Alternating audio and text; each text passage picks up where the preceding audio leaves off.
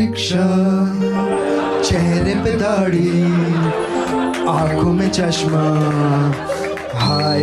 मित्रांनो नमस्कार। बघा, महाराष्ट्रामध्ये तसेच भारतामध्ये एक नवीन प्रचार किंवा एक नवीन प्रकार आलेला आहे कॉमेडीचा, ते म्हणजे स्टँड अप कॉमेडी।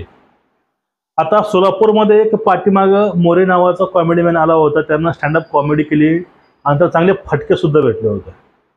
आणि पाठीमाग मुंबईमध्ये शिवरायांचा पण अपमान ह्याच कॉमेडीच्या माध्यमातून झाला। त्यावेळेस राग एका गोष्टीचा येतो मित्रांनो, ते कॉमेडी बघणारे हे महाराष्ट्रीयन असतात, महाराष्ट्रातले असतात। एक कॉमेडीसाठी शिवरायांचा विषय घेतला जातो, त्यावेळेस हे आपलेच बांडगुळ हसतात, त्याला कॉमेडी नाव देतात।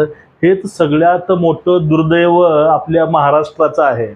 आपल्या समोर आपल्या धर्माविषयी, आपल्या देवी देवताविषयी, आपल्या थोर महापुरुषाविषयी कुणीतरी उभा राहून हातामध्ये माईक घेऊन 4-2 गोष्टी बोलतो आणि आपण हसतो। इथंच आपण जे जेवढं शाळेमध्ये शिकलो ते पूर्णपणे फेल झालं। आता एक असंच प्रकरण काल परवाचं आहे। मुंबईमध्ये खार या ठिकाणी एक कुणाला कामरा नावाच्या एका हरामखोराने किंवा नालायकानं एक कॉमेडी त्यानं शो तिथं केला होता आणि त्याच्या माध्यमातून त्यानं एक कविता सादर केली, कॉमेडी कविता। त्यांनी आतापर्यंत कविता ही मोदीवरती पण केलेली आहे आणि त्यांनी आता कविता केली आहे ते म्हणजे एकनाथ शिंदेवरती। आता कुठलाही व्यक्ती जर तो व्यक्ती संविधानिक पदावर असेल तर त्या पदाचा सर्वांनी मान राखला पाहिजे।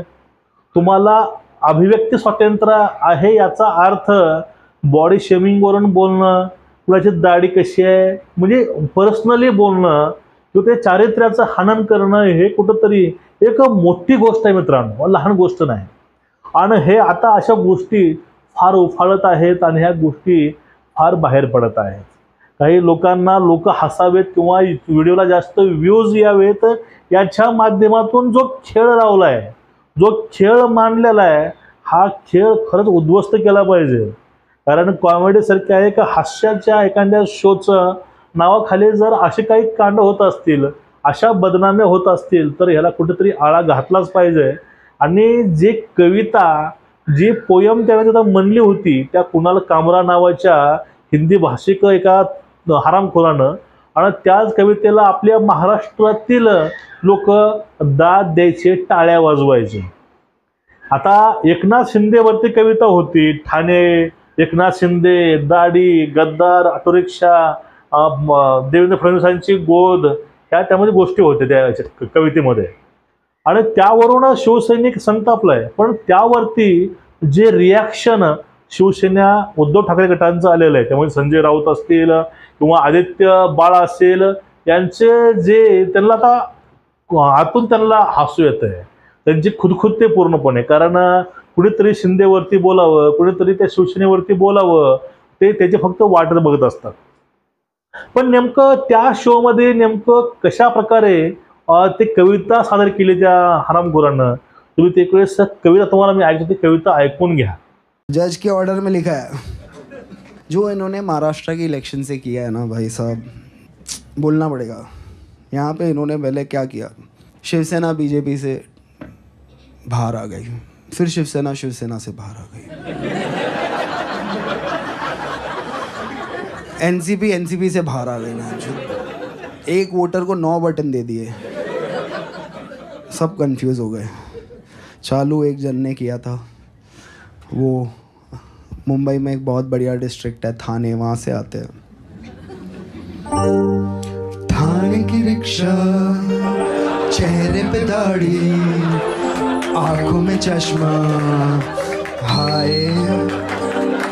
थाने की रिक्शा, चेहरे पे दाढ़ी, आंखों में चश्मा, हाय।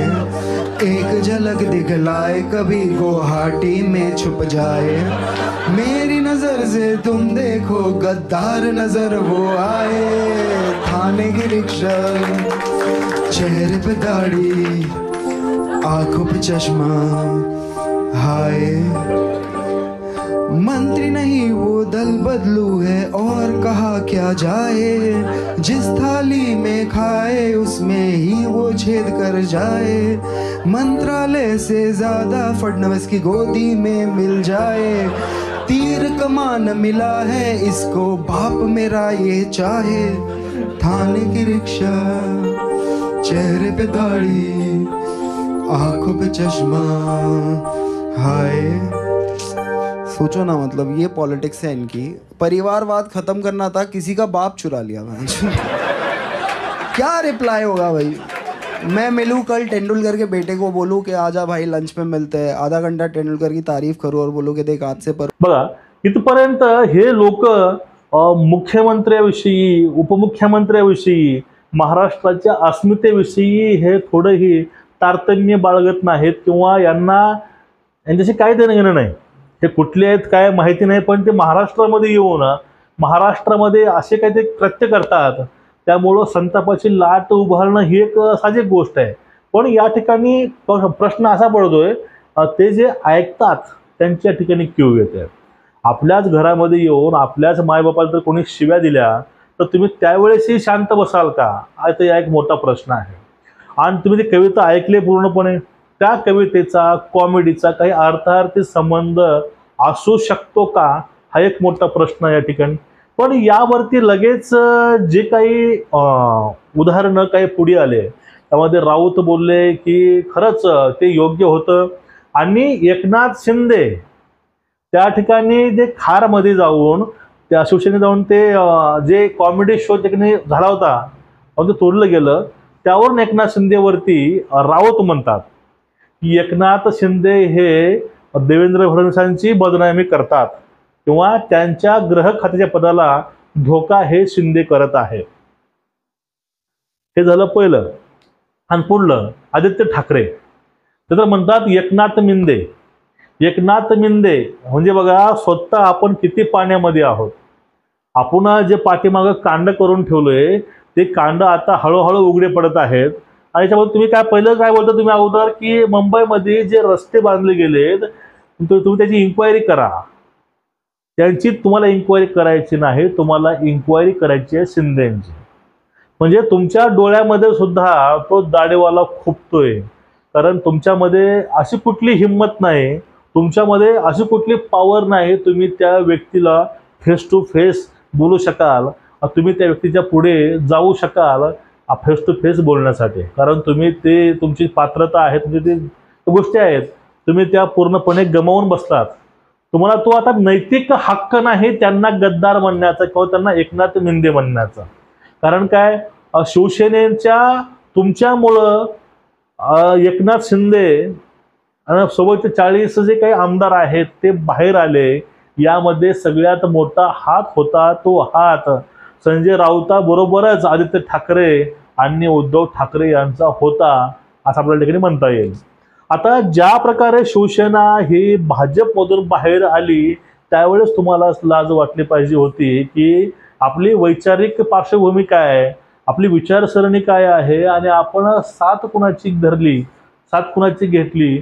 यावेळेस जर तुम्हाला याची लाज वाटली असती त्यावेळेस तुम्ही पवारांचे मिंदे झाले नसतात तर तुमच्यावरती आज ही वेळ आली नसती. तुम्ही मुख्यमंत्री पद घेऊन तुम्ही तिथं मिंदे झालात आणि तुम्ही मिंद्यांच्या गोष्टी ही एकनाथरावांसोबत करता, हे पूर्णपणे चुकीचं आहे.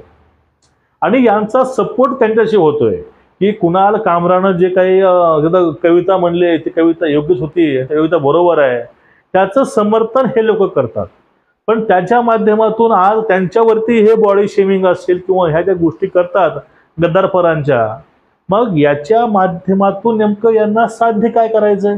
आता सध्या BMCची निवडणूक आहे, त्यामध्ये मुंबईकडे सर्वांचं लक्ष आहे आणि त्यासाठी इकडे आजोबाळ पण आता उतरल्या रस्त्यामध्ये की जे रस्ते फुटले आहेत इन्क्वायरी करा. परत हा जो आलेला कुणाल कामरा येतं गाणे म्हणतो येऊन, आणि मग या गाण्याला कुणाचं समर्थन आहे नेमकी? काही शिवसैनिक उठले जाऊन त्याने ते तोडून टाकलं, हे चुकीचं आहे. कारण कुणाच्याही जे मालमत्तेवर असं हल्ला करणं हे बरोबर नाही. जे काही गोष्टी आहेत त्या गोष्टी कायद्यानं चौकटीत राहून केलेल्या कधीही बऱ्या. पण ह्या कुणाल कामरा नावाचे असे असंख्य भामटे कॉमेडीच्या नावाखाली जे गलिच्छ काम करतात ह्यावरती कुणाला तरी आवर असलंच पाहिजे. आणि शासनानं खास करून असे जे कॉमेडी शो आहेत ह्या कॉमेडी शोला सुद्धा काहीतरी मर्यादा घातल्या पाहिजे. कारण नेमकं हे कॉमेडीच्या नावाखाली काय काय लोकांमध्ये विष पसरवत आहेत, हे काय काय करत आहेत, यावरती सरकारचं लक्ष असायलाच पाहिजे. आज हे शिंदेविषयी बोलतील, उद्या ते कुणाविषयी बोलतील, कारण हे आतापर्यंत तेच करत आलेले आहेत. कधी शिवरायांविषयी बोललेलं आहे पाठीमागं, त्यानं त्या हरामखोरांना मारे खाल्ला.